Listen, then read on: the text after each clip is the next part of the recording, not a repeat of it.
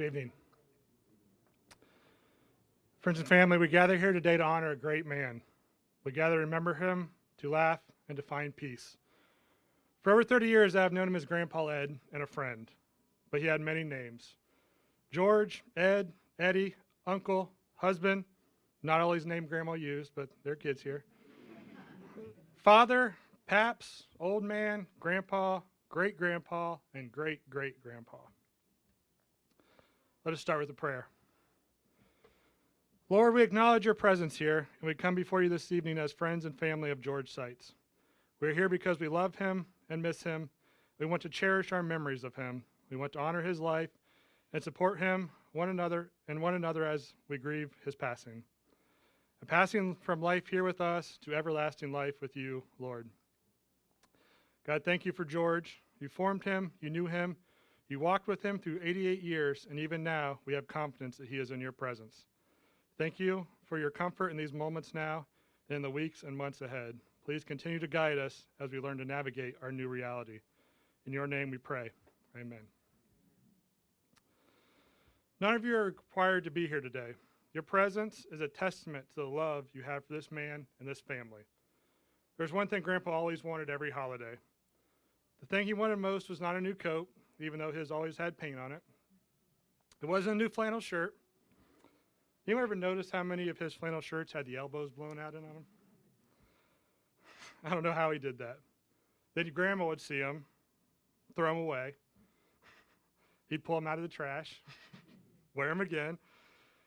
And then I could still hear her going, I'm going to get the scissors and cut those to pieces so you stop wearing them. You got a whole closet full of new ones, and you wear the ones with holes. He just grinned. No, what he always wanted was for everyone to be together. And here we are, all together for him.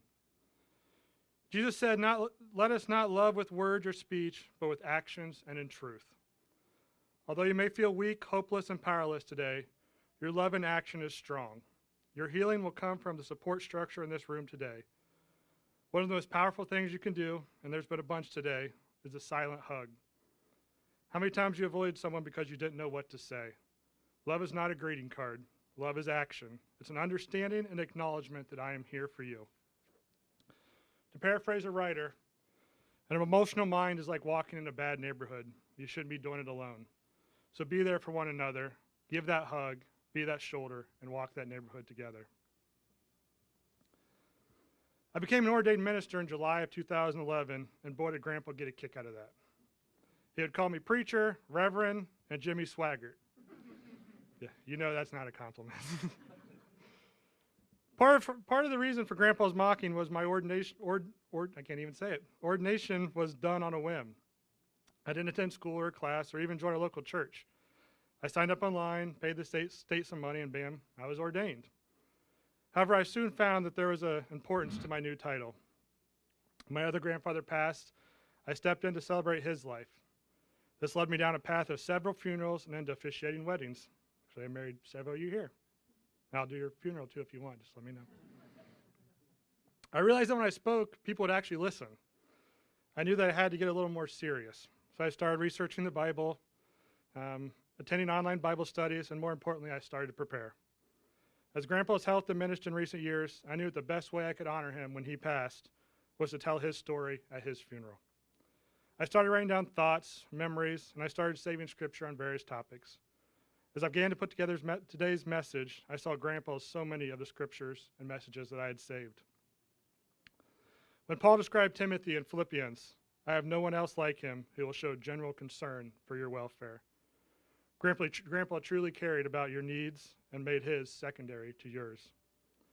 Over in Hebrews chapter 13, keep on loving one another as brothers and sisters. Do not forget to show hospitality to strangers, for by doing so, some people have shown hospitality to angels without knowing it.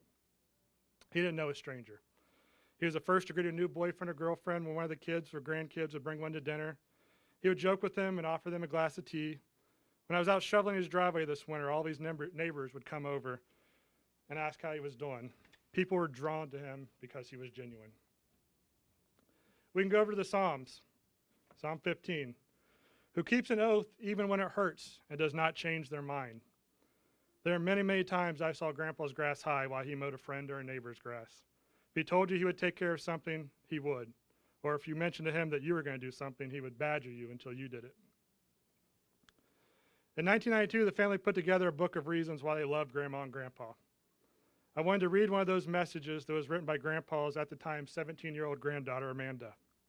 I think it captures him very well. What a person writes in black and white cannot describe the wonderful memories and thoughts that I have when thinking of you.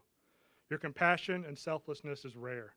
You have helped me grow and mature in so many ways. Your loving words and advice will be a great inspiration as I continue to grow. I love you and thank you for being the father I didn't have. Grandpa was a father to so many than his 3 daughters, and compassion and selflessness was a common theme when Grandpa was described. He had a rough exterior, and at times he didn't always do the right thing, but he gleamed a light of good. He may not have liked you, but he loved you. I kept thinking about his role in the family. Clearly, Grandma was the one in charge. She is like the Tony Soprano meets Barbara Bush. But Grandpa, I could never figure out until this January when he was in the ICU. I was sitting there while they were doing an ultrasound on his heart. Just boom, boom, boom, boom. And it hit me. He's the heartbeat of the family. He kept us going. He provided us with the nutrients to grow. When we were weak, he still pounded that constant drum that gave us strength. And now that beat is gone. But through our memories of him and through that voice that will always be in the back of our minds, we can still hear that heart beating. George Edward Seitz was born in 1930, on August 13th to be exact, to John and Georgiana Seitz. He was brought home to a full house in Mifflin Township over near the airport. The home housed his parents, older brother John, Uncle Clarence, who we called Mutt, no one knows why, Aunt Dorothy, and Aunt Hazel.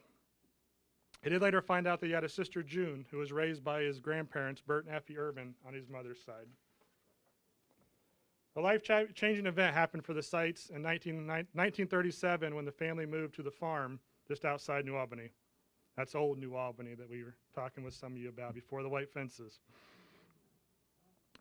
Along with his brother and parents came, and Mutt came along too, until Grandma Seitz got tired of him and he had to move back to a house near the old one in Mifflin.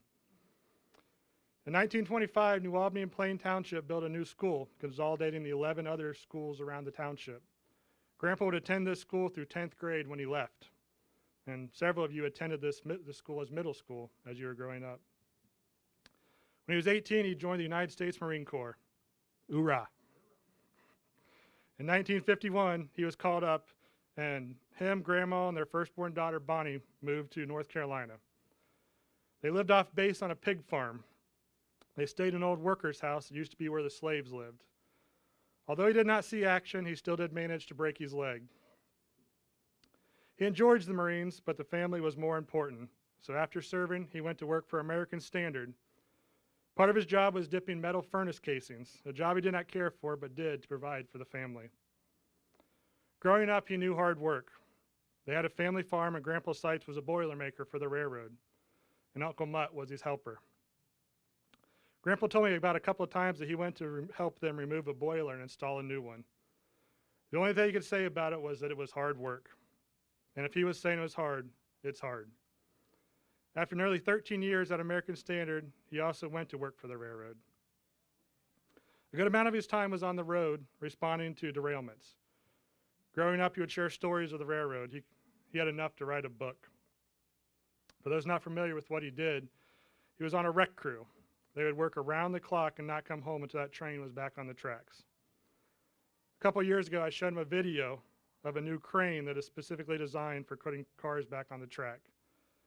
He said, "Boy, I would have loved to have that."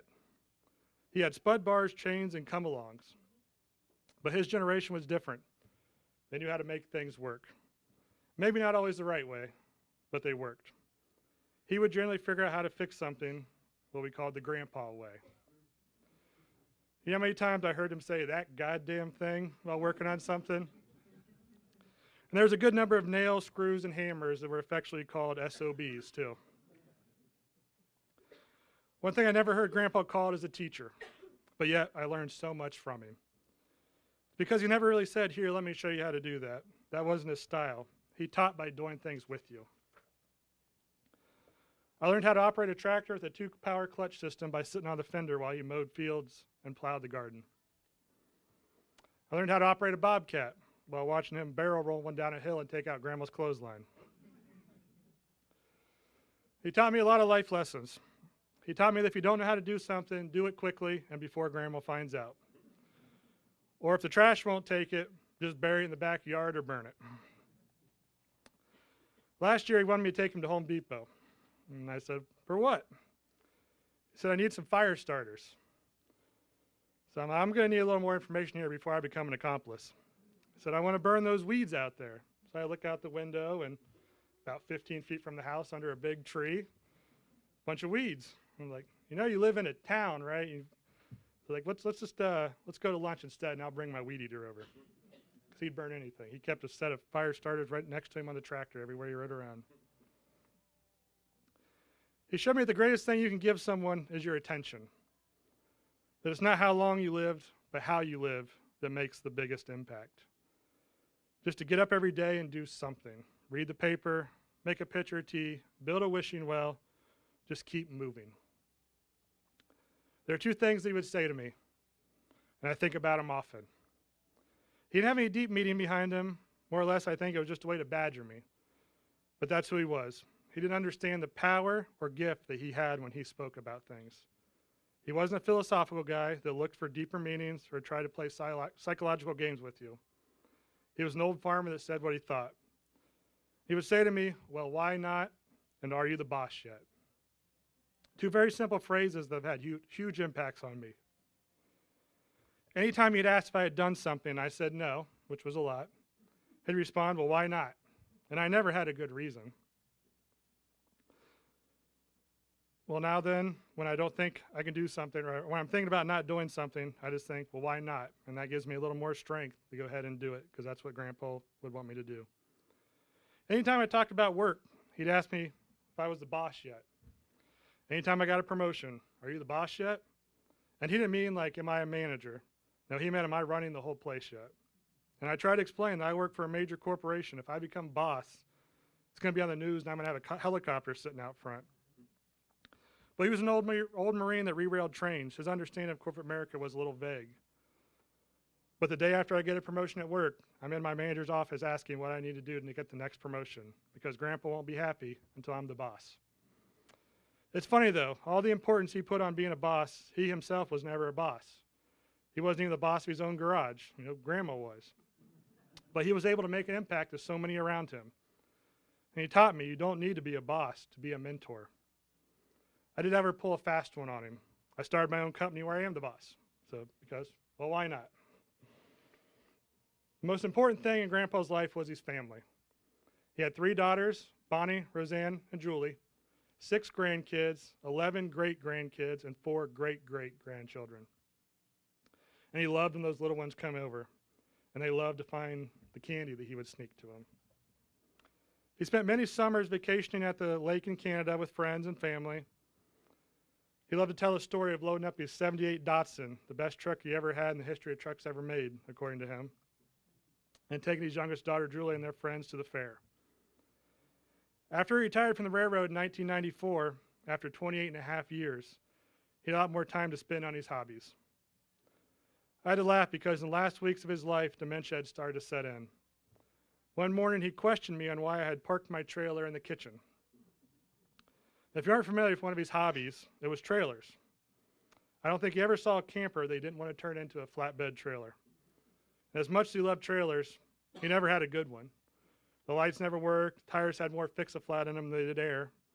And then he got too cheap, he wouldn't even buy tags for him, so he just kept borrowing his friend Frank's trailer until Frank got too cheap to buy tags, and then he'd borrow mine. So even in his last days, it's funny to think that he was thinking about trailers. You can't remember Grandpa without thinking about his woodworking. He built all kinds of showcases, decorative wells, snowmen, tables, cabinets, and whatever else he could imagine. He visited Home Depot daily so he could grab the discounted call lumber as soon as it hit the rack.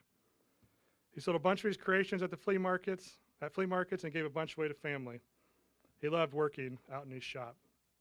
And I was just talking to a couple people today, and several people have his wishing wells spread throughout. I mean, they're all over. They're in several cities. If you couldn't find him out in the garage, odds are he was on a tractor. He had his 52-ounce Chalmers WD-45 that Grandpa Seitz bought brand new, a gravely walk behind, a number of Cubs, and his coveted 97 Simplicity. He had a weekly circuit of grass that he cut. He did manage to take out a good number of freshly planted trees and neighbor's bird feeder, but it was in good spirits. He was one of the few that secretly got excited when it snowed. He put many miles on that Simplicity, plowing driveways up and down Central College.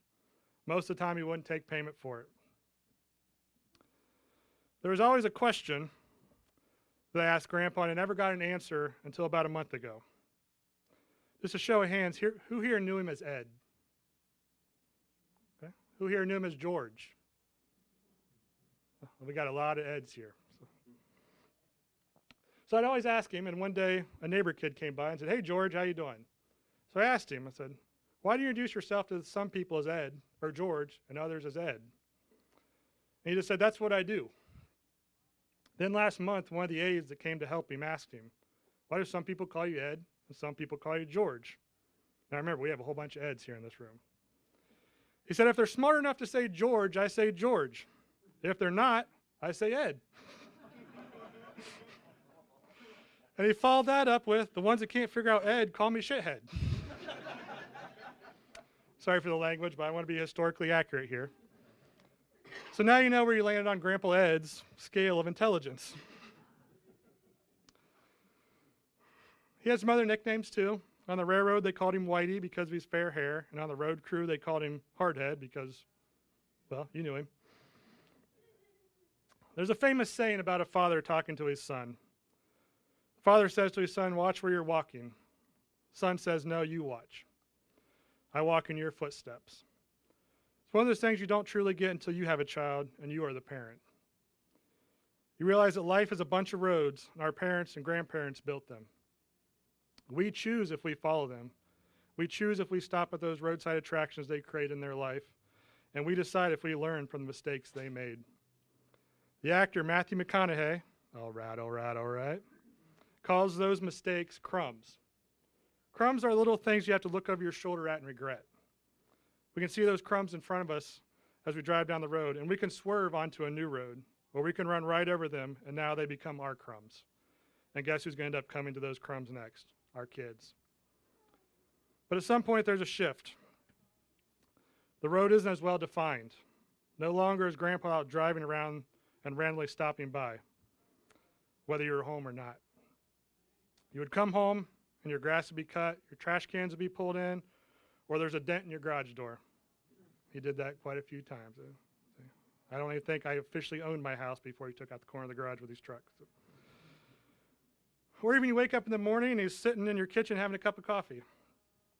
But then one day, he's not coming over anymore, and instead, you're the one making that trip. You don't even realize it at the time, but the road started to get a little bumpy, because now you realize that your tour guide for this life is moving to a new position, and you've just been promoted. You now have to remember the tools that he gave you, and you realize that you now have little ones driving on that road. So take it slow, fix the potholes, and one day that road will take you to a mansion on the hill, and Grandpa will be waiting. Of course, we can't tell Grandpa's story without Grandma Hazel, his wife of almost 70 years. They met way back in the mid-40s. Grandma had been running around with Grandpa's brother John. When she met Grandpa, the dance began, much to the dismay of John. They married on October 20th, 1948 at the family farm. She, with baby in tow, followed him to Camp Lejeune. She dealt with his stained clothes when he worked at the American Standard, and she put up with the long hours of the railroad. They had an agreement in the house. He took care of the outside, and she took care of the inside. They had a unique relationship, and that's for sure. They bowled together, went on many trips, and were always ready for family to stop by the house. In recent years, he took over some of the tasks in the house. He would get Grandma her medicine, made tea, ensure she was fed, and always left her TV alone.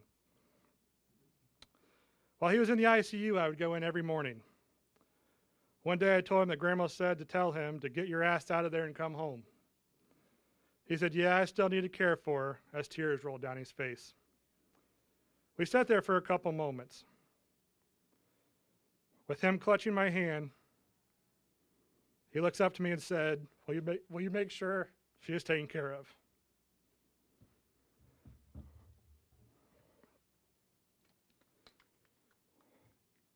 Said I wasn't going to do this.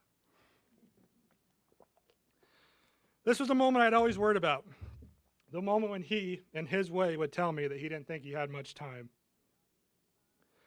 In his weakest moment, when he should have been focused on his recovery, he wanted me to promise that she would be taken care of when he was gone.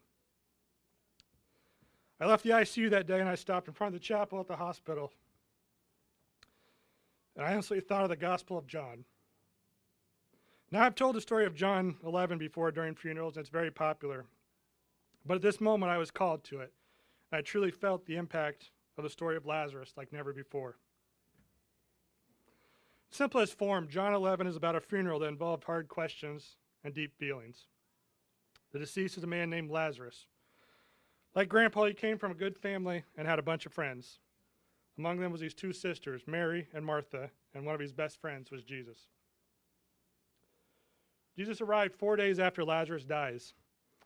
And as he approaches the house full of people crying, both sisters run out to him separately and say, "Lord, if you had been here, my brother would not have died." And I know some of you are asking these same if questions. I know I have. If I could have only just cared for him at home when he broke his leg instead of him having to go to rehab. Or if I would have noticed the signs of the infection that put him in ICU. These are the kind of if questions are normal. But as we read in Ecclesiastes, there's a time to be born and a time to die. While we don't understand why this was his time, we know that it was his time, and we trust in God. We know that God does not put us in our position for us. He is using us to advance his message. And as Jesus faced these same if questions, surrounded by Lazarus' family and friends, he asked to see the body of Lazarus. When he views Lazarus, he could have said something extremely profound. Instead, John tells us what Jesus did. He wept. Here is Jesus, the world's most complete, most perfect man, attending the funeral of a friend and openly weeping, without embarrassment, without apology, and in fact, those watching him said, "See how much he loved him." What's so powerful about this moment is that he knew Lazarus would be resurrected. He knew before he even left to go to Bethany. In verse 4, he says, "This sickness will not end in death. No, it is for God's glory, so that God's Son may be glorified through it." Then he tells Martha before he even sees the body, "I am the resurrection and the life. The one who believes in me will live even though they die." Yet he still wept. You can debate why he wept, but what it tells me is that he was a true man with emotion and feelings, and that it's okay to express your pain and grief.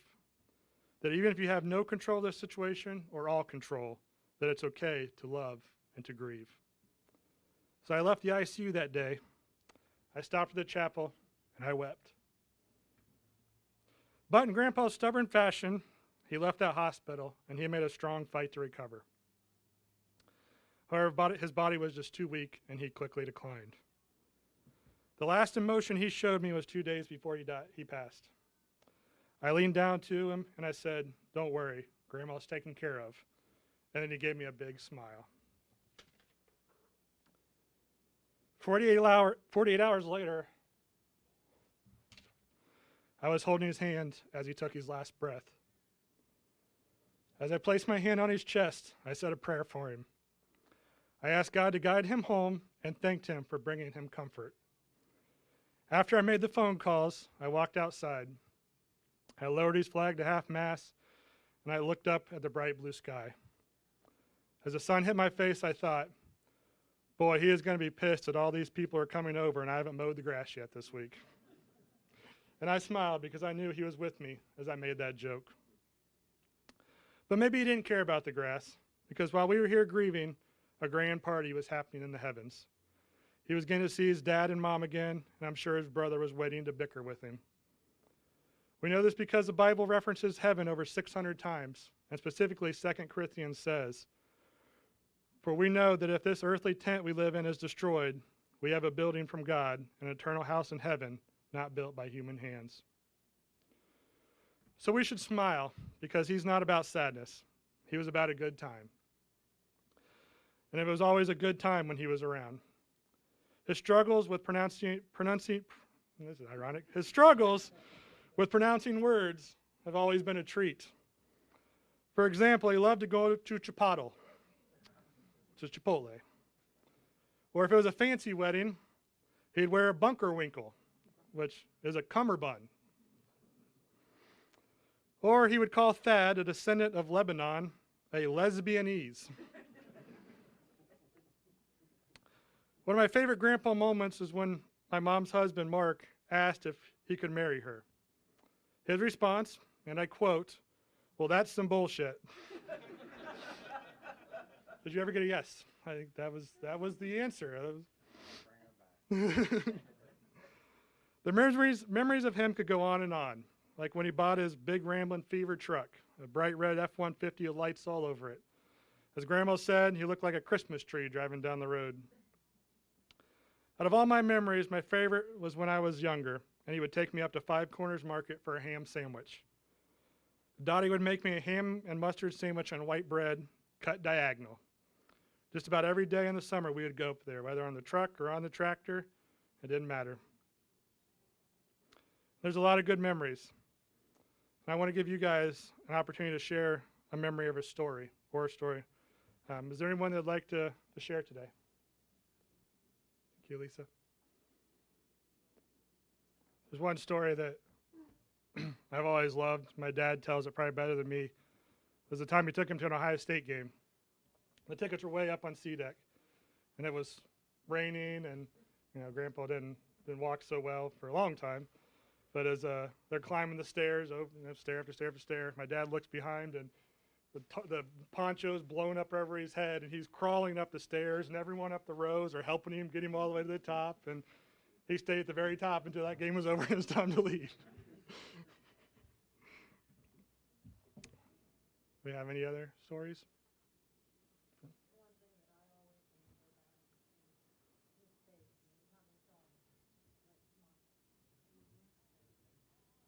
Big smile.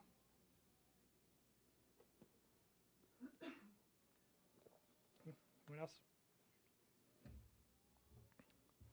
It's one thing I would like everybody to do. Everyone's been sharing so many stories, and they're all great, throughout the whole day, and since he's been gone, and even since he was sick. I just like everyone to just think of that one story that just you guys know, that one little thing that was just between you, and just remember that. Don't share with anyone. Just keep that your story, so that whenever you're down, just think of that one moment, that's experience just you and him had, and always remember that. His granddaughter, Amanda, wrote a poem while he was sick, and I'd like to give her the opportunity to come up and say it.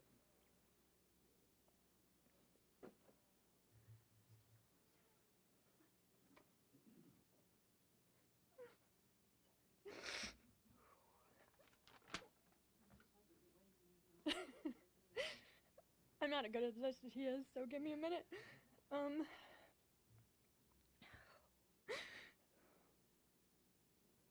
When this started, I sat by your bedside.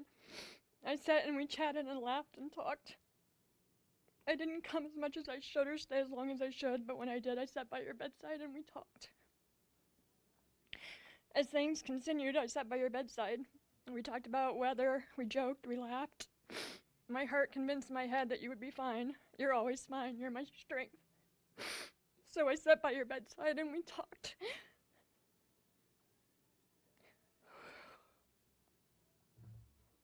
Time had passed and I sat by your bedside.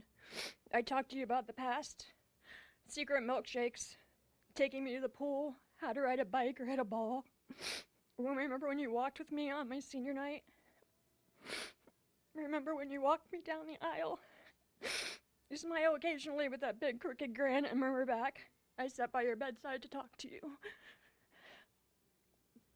I sat by your bedside, we all did. We held your hand and laughed to one another. We all took the time to talk to you. To tell you it was okay, everything would be okay. You had done such a good job raising a strong family. I sat by your bedside and I prayed.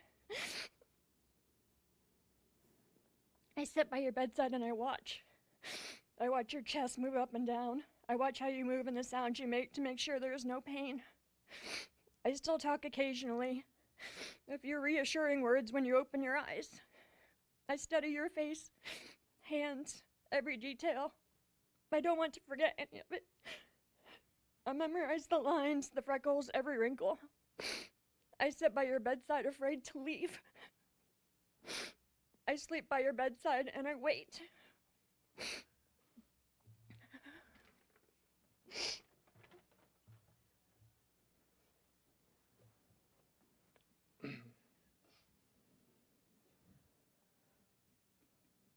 Thank you, Amanda.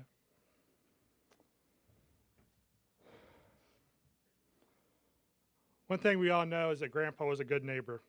And I've seen several of these neighbors here tonight, and that's all they say is that he was just such a good neighbor. He loved his neighbors. He would do anything for them.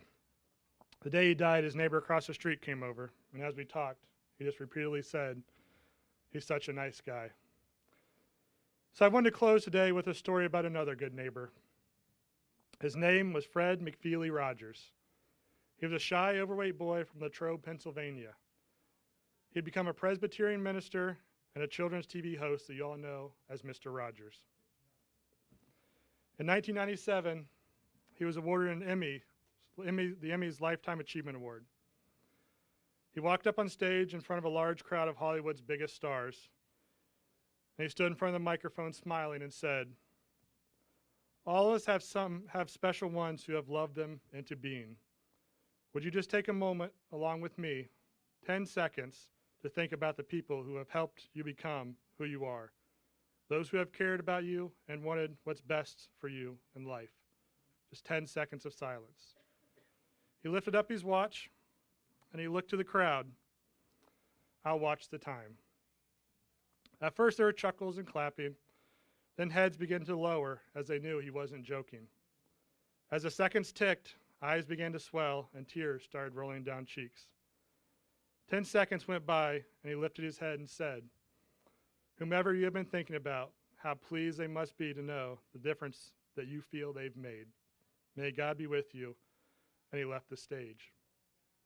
Grandpa will be so very pleased to know that he has made enough of a difference in your life that you decide to take time to honor him and remember him.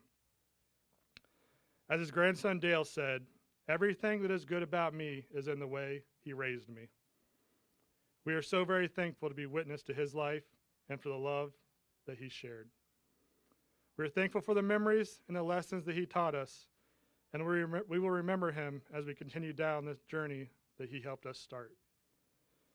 While his physical presence has left, he is still in our heart and memories. And remember, good men don't die until they are forgotten. So on behalf of the family, I want to thank everyone for coming and remembering my Grandpa Ed.